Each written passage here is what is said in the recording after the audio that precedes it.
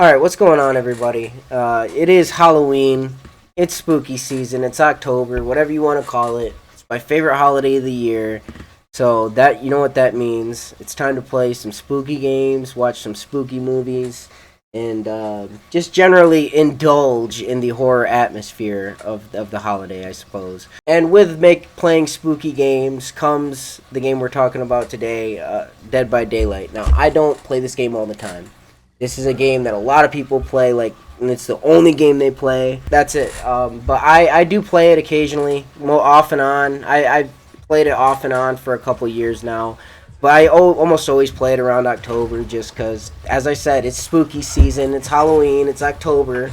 You got to indulge in the concentrated Halloween vibe. So now I guess I'll go over basics for people who don't know what this game is. I wouldn't say it's a horror game. It's more strategy than anything else, I would think. But you start in a map with walls and different buildings and stuff that you can go in. There's one killer that spawns. There's 4 other human players that spawn. There's survivors. There's a bunch of generators that spawn on the map. The survivors have to fix all 5 generators to escape, and the killer has to hunt them down. Now, that's extremely basic, because I'm not going to go in depth on mechanics or anything, because that's not really what this video is about. The thing that I really appreciate about this game is its dedication to just being, I guess, a celebration of horror things in general. I mean, you got, with all the licensed killers, obviously, that are homages, and I think done very respectfully in this game. From Michael Myers, there's Ghostface in there, you got Ring Girl, you got Pinhead, you got all kinds of licensed killers. And even the unlicensed ones, I feel like, are a nice tribute to other tropes of horror or other genres of horror. So, like, there's the clown, which I guess is a reference to, like, Stephen King's It with Pennywise, or maybe Stitches, or Dead Clowns, or maybe the whole fucking clown horror subgenre, because it's a whole subgenre at this point. There's so many goddamn killer clown movies. Or the Hillbilly, which is just a reference of, like, The Hills Have Eyes, or Deliverance, or, I mean, if you're gonna want to get really trashy with it, Wrong Turn.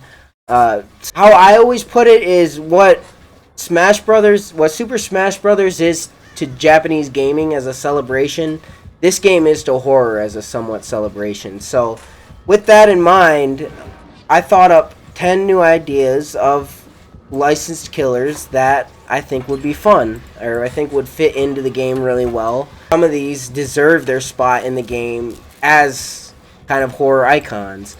I'm going to have, for each number on this list, I have a killer and I have a survivor, because most of the time when they release, that's how they release packs for this game. It's one killer, one survivor, usually. Not always, but usually. And I chose licensed killers instead of just, like, regular killers, because those are a lot harder to predict and you can get a lot more creative with that. So a list like this is kind of hard. It should go without saying, but I guess I felt like I needed to explain myself, because a lot of people seem to hate people who, like, really obsess over licensed killers. I'm not obsessing over the licensed killers, and I think they should continue to release the original killers, obviously. It's just the licensed killers work better for a list like this. So don't take this as me saying quit releasing original killer. No, by all means keep doing that. But if you're gonna keep, filtering in licensed killers or known icons of horror, whatever you want to call them, I just think that these are some ideas that you could take. I organized these from what I would be least excited for to most excited for, and what that's based on is less so mechanics and things like that. I'm going to try not to go too in depth on those, but mostly because, again, I feel like if you're going to start putting in licensed killers and kind of celebrating horror as a whole, as a genre, I know they haven't claimed to do that, but that's just how I've always seen it. I think these characters deserve a spot from least to greatest, and how they would fit in with the game as a whole from least to greatest. Though they release, like, killers like Trickster, which I don't really feel fit in with the game at all, but whatever. Enough stalling. Here are my 10 killers. But enough stalling. Here are my top 10 licensed killers / survivor ideas for Dead by Daylight. Number 10. Frankenstein's Monster / Dr. Frankenstein. I know this sounds weird, but Remember what I said before about like the game kind of celebrating horror and horror icons and the entire genre? I feel like if you're gonna do that, you gotta pay homage to the originals. You gotta pay homage to the OGs, the ones who set everything up to begin with. And I think of all those classic, like Universal, or mostly Universal, like monster movies, were pretty much the earliest horror movies. I do I mean, I think it goes without saying that Frankenstein's monster is the most recognizable out of all of those. And I picked him because he actually has a survivor that's really easy to think of. Dr. Frankenstein. I know most people think that Frankenstein's monster is called Frankenstein, but that's not the case. And in the actual original novel, the book focuses almost entirely on Dr. Frankenstein. But the movie is way different to the book. I'll just put it that way, the early 1930s movie. But regardless, we're getting off topic here. I think these are some good ideas. I think there's also some room for mechanics. I mean, there's plenty of stuff that you could probably think of to do. You would like electricity. You know, there's a bolt of electricity that comes down in the movie. That's kind of iconic. Maybe you could have his ability to do something with that. Maybe torches. I don't know. Figure something out iconic. But I do think that he deserves a spot. That the old Universal movies deserve representation. They're the OGs. Yeah, I think he would fit in really well. Frankenstein's monster and Dr. Frankenstein for number 10.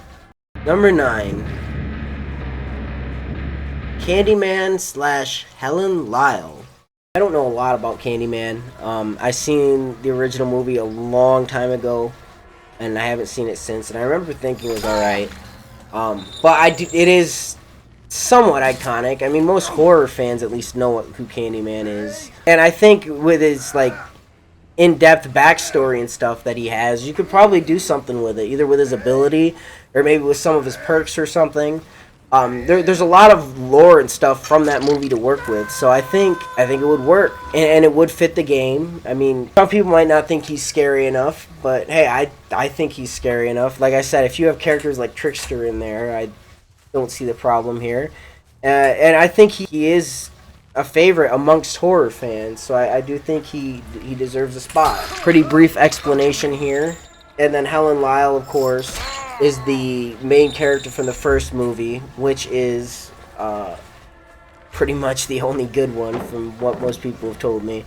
So obviously she would be the survivor. The only reason that he's this far down on the list is because he only really did have one good movie. I heard the newer one wasn't too bad, but yeah, I mean, when you only have one good movie in the 90s, it's kind of hard for me to justify putting it higher on this list. But I do think he would fit the game. He is, like I said, a favorite amongst a lot. He's a favorite for a lot of people, so he's here at number 9, and so is Helen Lyle. Number 8. Golden Freddy / Michael Afton. Now, I know I'm going to catch some heat for this one. I can't wait, to hear people crying in the comments. Golden Freddy / Michael Afton. Now, look, I know a lot of people think it's cringy. Five Nights at Freddy's is cringy. It's for kids, whatever.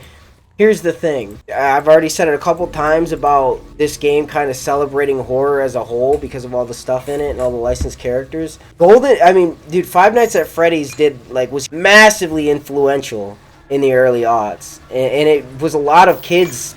I mean, again, you could say it's for kids, whatever. It's a lot of kids' first horror games. It's how they get into horror, and I think he deserves a spot for that. Regardless of how cringy you think it is, how big this franchise got. I mean, you couldn't go anywhere without seeing this shit. It was massive. So, as cringy as you might think it is, I think his franchise does deserve a spot, deserves representation. And I think there's a lot of stuff you can do because the lore is kind of in-depth. You could probably do a lot with perks, specials, as a special ability as killer. You could do a lot of stuff with him, I think. Again, I'm not really creative enough to come up with ideas. And I do think that he would fit in perfectly with the cast. You don't really have another killer like that right now. The kind of big animatronic, design. And you don't really have any, super animalistic killers either, so even though he's not really an animal, but I think he has a creepy vibe in his own way that no other killers have, I just think he'd be really cool. You might think it's cringy. I'm not the biggest, Five Nights fan either. I think some of the early ones are decent. I think after a certain point, it kind of got ridiculous with the hidden lore and stuff. But again, it's big, it's massive. It's a lot of kids' introduction to horror. It's how a lot of kids got into horror, and I think just for that, it deserves a spot. And for the Survivor side, we got Michael Afton. I think it's Michael. That's the main protagonist, right?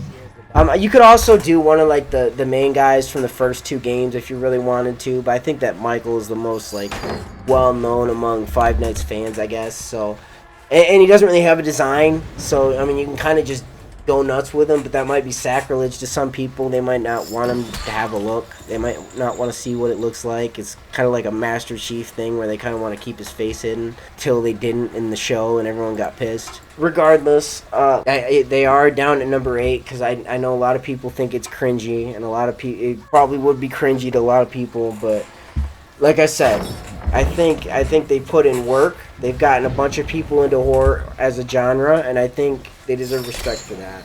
As cringy as you think the games might be. Number 7. Chucky / Andy. The only reason I know people are going to think it's sacrilege. How could he be this low? The only reason I have him this low is because he's really short. Like, I mean, he's a doll. He's a killer doll, so of course. He's really short. The way the mechanics are of the game, like one of the main mechanics is you have to place survivors on hooks. I haven't mentioned that yet. But that, I feel like, would be kind of hard to implement with Chucky. There's also, like, chest-high walls and stuff that you can vault over, and that'd be kind of weird for Chucky. I guess you could have him just jump over the window or something. But I think it'd still look kind of weird. So I think, in terms of, like, mechanics and stuff, he'd be kind of an oddball thing to implement. But I think if they could figure it out, he is iconic. He's one of the iconic slasher villains. I think he's right up there with like some of the other iconic killers that are already in the game, like Freddy, Michael Myers, all them. He's had plenty of movies. If they could find a way to properly implement him and not have him be either too weak or too broke or just have it break the game or whatever, then I'd be down for it. And then on Survivor side, we got Andy, because that's the closest thing I could come to like a main protagonist throughout the entire thing. So you have Andy there, you can come up with perks or something. I'm sure you could figure it out. There it is, number 7, Chucky and Andy. Pretty brief explanation, but I mean, there's not really much explanation needed. Number 6. The Terminator, the T-800, and John Connor. A lot of people are going to think that's really weird and strange. Terminator's an action franchise. It's in the action genre. Why are you putting it into a horror game? If you go back and you watch the first Terminator, and even certain aspects of the second, there's definitely some horror in there. Go play the new Terminator game that just came out a little while ago. There's some horror in there when there's this big, unstoppable, like, metal machine that you can't reason with in any way coming at you, and you can't really fight. That's scary. I think there can be horror that comes from that. I think the first 2 Terminator movies do it well, especially the first one. And the new Terminator game does it well also. Also, another reason why I think he deserves a spot here, there's not really any representatives for sci-fi horror, which is a genre. There's a lot of movies, maybe not a lot of movies that are part of it, but those genres do combine a lot, and we don't really have a representative for sci-fi horror in the game now. I mean, there's no killer robots or killer machines or anything like that. This would fill a niche of a killer that's not in the game or a genre that's not represented yet, and it would represent it. So I think it works. So that's number 6. On the Survivor side, we have either John or Sarah Connor. Now, I know most people would probably prefer Sarah, because she was the protagonist of the first one where the horror elements were most present. Also, the co-lead of the second movie, maybe with one at least, but arguably 2 other people. I think, one other person that played a robot. Whatever, you get what I mean. But here's the thing. I think John Connor's been done dirty in the franchise as of recently. Skynet realized the one reason it always lost. Me. What are you? I'm Skynet. can't be. We destroyed you. You destroyed an army of slaves. I am no slave. I've come a very long way to stop you.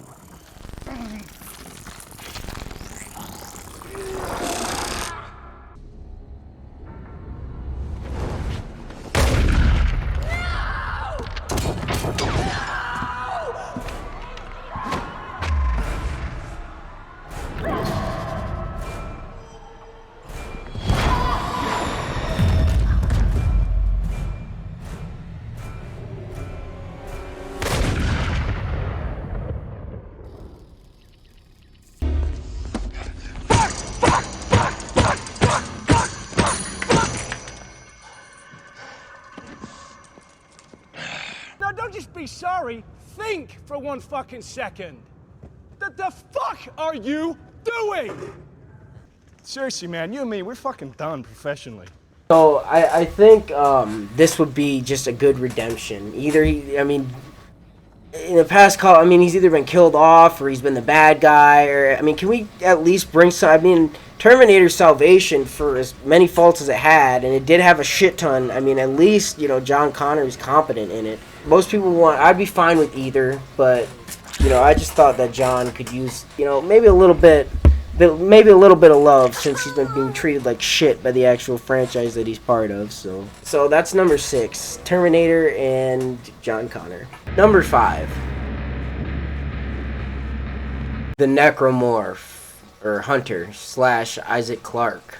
I think the Necromorph itself, I mean, at least the regular design, I know it's called a slasher. I think they should use the Hunter design, since that's like the most recurring enemy that doesn't really die till the end of the first game. Regardless, I really like the design. I think it's badass. I know it'll probably never happen. These really aren't based on how likely they are to happen. These are just my personal picks for what I think would be the coolest. But yeah, there's probably some abilities. There's stuff you could do. Maybe he can shoot spikes as his ability, because some of them can do that. There could be a lot of stuff. Maybe he can like charge and break pallets like Demogorgon can. I don't know. You can come up with mechanics for it. But I really like the badass design. And honestly, if you're gonna represent Silent Hill and you're gonna represent Resident Evil, I mean, those are two pretty badass franchises that are well known. I gotta throw in Dead Space. I know Dead Space isn't as well regarded as those other two franchises and isn't as big, but I mean, it's big enough to get a remake, and it's big enough to get another game coming out from the same creators that people are getting hyped for because they created Dead Space. So I think amongst us people that play horror games, Dead Space is pretty well liked, and like I said, it was well liked enough to get a complete remake. It's still regarded and talked about 15 years later now. Yeah, 15 years later. Jesus Christ. I didn't realize that it was that old. Whatever. And it's still being talked about. So, again, it's popular enough. The design would fit. I think it fits the game well. You can come up with mechanics, and it'd just be a really cool design. And obviously, I mean, for the Survivor side, Isaac Clarke, who else are you going to pick? Carver?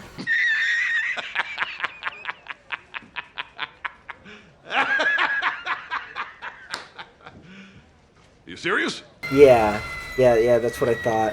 And again, with like maybe with the dismembering stuff, or maybe because he was an engineer, maybe you could have some generator perks to deal with that. I mean, there's stuff you can do, I'm sure, to think of. So I think this would be a really cool pick. Number 5, Necromorph / Isaac Clarke. Number 4, the Slender Man. This one will probably get me a lot of heat as well. Probably not as much as the Golden Freddy thing, though, so whatever. The ones who weren't pissed about that are probably going to get pissed off at this one. Look, I get it. A lot of people look back. They think it's cringy. They think it's stupid. I think it's dumb. A lot of this, I'm just going to repeat myself a lot from what I said about Golden Freddy. I was already into horror when that whole thing got big, but that was arguably one of the biggest icons of like the whole creepypasta subculture at the time, and a lot of people really enjoyed that. I was super into it. I was in high school at the time, and a lot of people were, and I think, like I've said, if you're gonna celebrate horror, I think creepypastas and that kind of stuff do deserve a representative. I mean, they were popular for years, and people still remember them fondly. And I think just the Slender Man is a good design for this, and I think you can get really cool with his perks and stuff. With the static, you know how he like causes electronic disruptions when he comes close or whatever. You could work with that. You could have his ability tie into that, or his perks tie into that. You can maybe have some kind of page mechanic to reference the 8 pages. I don't know. You could have a bunch of stuff. There's a lot of ideas to work with, and I think it'd be cool. It would represent what a lot of us came up on, even though I was already into horror when I got into creepypastas, but still, I think it would excite a lot of people. There's a lot you can work with mechanics and perk-wise, and I think the character's public domain, if I remember right. If he's not, I'm sure you can just pay whoever has the rights to him to get. I'm sure it can't be that hard. He's not like a well-used character. It's not like anyone else is going to try to use him. I think he deserves a slot, even this high. Now you'll notice I didn't put a survivor here. It's because of this, due to the nature of the media, I guess, of what he came from. There's not really any protagonists that I could think of. I mean, I guess you could maybe like use that one girl that survived in the Slender Man movie, but one, that movie was terrible. 2, that was based off a real life event, and I feel like even though you're not basing it off the real life event, you're basing it off the movie that claims to loosely be based off a real life event. I still feel like it would probably be distasteful. And by the way, that movie was also kind of tasteless and distasteful as well, on top of being awful. Regardless, we're gonna get away from talking about shit movies and talk about the character himself, why he deserves a slot. But that's why I couldn't think of a survivor. If you can think of one, leave a comment, let me know. Number 3. The Predator and Dutch. Again, a lot of people think Predator's an action movie. Predator is, mostly action. That I'll agree with you with, even more so than Terminator somehow. But here's the thing. What the Predator does fits perfectly into the lore of this game. The Predator hunts. He hunts game that he deems dangerous, or that's hard to hunt, so that he has a trophy. This game is all about hunting down people and killing them or putting them on hooks and whatever. So he just fits the genre of the game anyway. There's some killers that don't really fit in that sense, like Pinhead, where like Pinhead doesn't really kill. He tortures and he takes people to torture. He wouldn't be putting them on hooks. I mean, Michael Myers does, again, just kill, and he kind of plays with his kills a little bit. But I don't think that he would be hooking them. But regardless, I think that's something the Predator might do. I mean, he might put his catch on a meat hook, because that's what hunters do. They put deer on a meat hook to string them up. You see what I'm saying? So I think he fits the motif of the game. He's definitely super popular. There's been many Predator movies. He's well known. And again, it's the same thing that I said about Terminator. There's not really anything representing sci-fi horror, and I think Predator could do that as well as the Terminator. But Predator's an alien and the Terminator's a robot, so I think there's room for both. And he has weapons, he has tools that he uses, and you could implement that into his abilities and perks. So there's plenty to work with lore-wise. There's stuff you could do, I think, if you're creative enough. And obviously for the Survivor, who else are you going to pick but Dutch? You son of a bitch. Arnold Schwarzenegger himself. You probably won't be able to get Arnold to voice something like this, but I mean, Dutch is the most liked badass protagonist of the entire franchise. So I mean, who else are you gonna use? Fucking Adrian Brody. So, but yeah, I think that's number 3, Predator and Dutch. Number 2, Xenomorph / Ripley, Ellen Ripley. Alright, now I wasn't going to make a list like this and put the Predator and Dutch on there and not put on the Xenomorph and Ripley. A lot of what I have to say about this is pretty much just the same as Predator because they're intertwined. They franchises kind of intermix a lot, or they have crossover a lot, I guess is the right word. I mean, what is there to say about Alien and Aliens and Xenomorphs and all that shit? I mean, they're recognizable. Pretty much everyone has at least heard of this franchise or heard of this creature. 2 of the movies are really good. Arguably 3, but yeah, really just 2. But, I mean, hey, those 2 movies were good enough to spawn sequel after sequel, and they're all pretty much terrible, except for maybe Covenant. So, I mean, it is what it is. But hey, You know, if you're gonna put the Predator, I mean the Xenomorph is just as deserving as a spot as Predator. So, and on the Survivor side, Ripley is just as deserving as Dutch. She's a badass, you know, final girl protagonist that kicks ass. And for the Xenomorph, you could do a lot of stuff. Ability wise, you could maybe have them like climb walls or something. Maybe that'd be a bit overpowered, but like on maps that have multiple levels, it'd make it easier to get up and down. Maybe you have like some kind of system with the egg. So maybe there's like an egg or two, an alien egg on the map that if you down a survivor and you bring them there, like a face hugger will come out and it'll attach it. And then you only have to down them 2 more times, and then you don't have to hook them, and then chest burster comes out and it kills them. Maybe you have an ability like that. I don't know. There's a bunch of stuff you can do. The aliens, the Xenomorphs have a pretty rich lore. I'm sure you can get creative with it. And with Ripley, you know, I mean, you can have maybe some kind of perks related to the power loader or Newt or something. I don't know. I think they deserve a spot here. They're recognizable. They've had countless movies and games. And if the Predator's on here, the Xenomorph definitely deserves to be on here. Because the Xenomorph is dabbled more with horror than Predator has, so that's why it kind of got the spot above Predator. But still, I would love to see both of these ideas, and I just think it's a good idea. So that's number 2. And number 1, Jason Voorhees / Tommy Jarvis. Alright, now some of you probably saw this one coming. This is the obvious pick. I know because of rights and a bunch of other bullshit, this can't happen because there's a video game that's not nearly as popular and whatever. That is the reason why he's not in this game. But let's be honest, all right? That video game that they made is dead, in comparison to this one at least. Now, talk about its merits, you know, whatever. It may be better than this game that we're talking about today, but the player base isn't there, and I think that this game has a greater appeal just because it has more than one killer. So I don't know. But yeah, I mean, he was arguably the most popular slasher villain of the 80s. I will say, out of almost every other slasher movie, he does have the most movies that I would consider good. Even though the movies, when they did get bad, they got really bad. But even the worst Friday the 13th movies, I find are at least somewhat entertaining. Like, Jason X is fucking retarded as shit, but it is funny.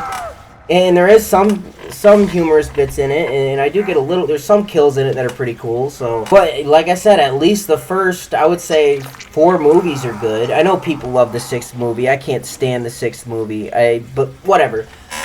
The point is, he's recognizable. He's probably the most iconic and popular slasher villain out there. The fact that he isn't in the game is just a testament to fucking how stupid copyright law is. There's a lot of things you could do ability-wise. You could do maybe teleports. You know, I know Mortal Kombat, when he was in Mortal Kombat, they did that. I thought that was kind of amusing. And you already have other killers that can teleport, so, I mean, it's not like it's completely unprecedented. Maybe you have, I don't fucking know, a lightning strike that comes down like in fucking part 6. I hate part 6, but, you know, people love it for some fucking reason. You could come up with a bunch of stuff. I mean, there's like 10 movies there. I'm sure you can come up with something. And then Tommy Jarvis as the survivor, because he was in 3 of the movies. Yeah, well, technically 4 of the movies, because he was in the very beginning of part 6, which we don't talk about that fucking movie, because that's another fucking thing that movie did that pissed me off. Regardless, he was in 3 of the movies, probably the best 3 too. I mean, Friday's part 2 through 4, I think, are the best ones. You can come up with perks, you come up with something, put them in the game, put Jason in the game. They're iconic, they need to be in the game. So that's been my list. Again, this is just my list. I know I'm sure there's going to be people that disagree with this list. Believe me, I know. Remember, again, the list wasn't really based off of, you know, how likely these things were to happen or what are the chances of them happening. It's more of a wish list. What I wish would happen, what I think would fit into the game, what I think would be cool. I do stream this game and other games on my Twitch if you want to follow me there occasionally. I do get pretty irritated, or I tend to get pretty irritated when I'm playing this game anyway, so if you're into that kind of shit, you can follow me there. I'll have more videos coming hopefully soon. I have a couple video ideas, but Let me know what you thought about this video. Let me know your own personal list in the comments. If I'm retarded for including some of these killers slash survivors. If my list is actually pretty good, let me know. Make sure to like, subscribe if you haven't, or if you want to. I mean, I'm not gonna force anyone to do anything. Let me know if you want to see more content like this in the comments. This is Faded Zephyr signing out. Now, 12 long hours before the sun will rise.